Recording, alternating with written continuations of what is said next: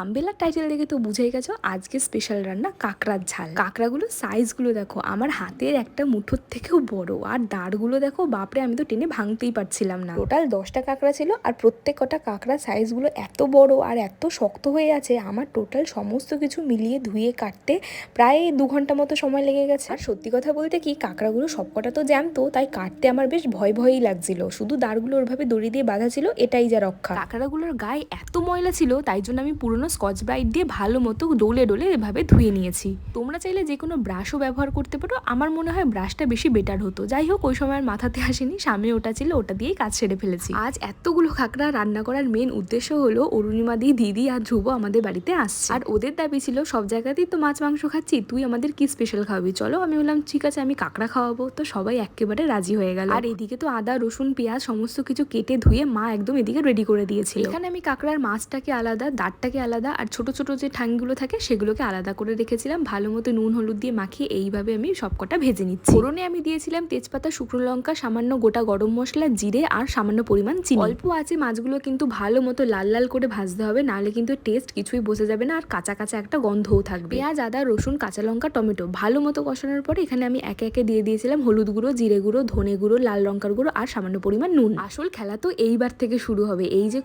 কষাতে কষাতে তোমার হাত ব্যথা হয়ে যাবে, কিন্তু তাও তোমাকে কষিয়ে যেতেই হবে। আমি প্রত্যেকটা কাঁকড়া থেকে ঘিলুটাকে আলাদা করে নিয়েছিলাম, আর এই দেখো পুরো ঘিলুটাকে আমি এখানে ভেজে নিয়েছি। তারপর যে কাঁকড়াটা কষাচ্ছিলাম সেটার মধ্যেও দিয়ে দিয়েছি, যার জন্য টেস্টটা কিন্তু দ্বিগুণ বেড়ে গেছে। সবকিছু কষানোর পরে আমি এখানে জল দিয়ে প্রায় 1 ঘন্টা মতো ছোট আঁচ করে ফুটিয়েছিলাম, যার জন্য কিন্তু খুব ভালো মতো সমস্ত কিছু সিদ্ধ হয়েছে। সবশেষে উপর থেকে ছড়িয়ে দিয়েছিলাম সামান্য গরম মশলা। ব্যাস, কাঁকড়ার ঝাল একদম রেডি।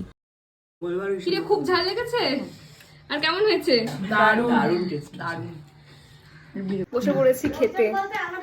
ওটাই তো বলছি আমি। আগে কাঁকড়া স্পেশাল ঘটনা হচ্ছে পরে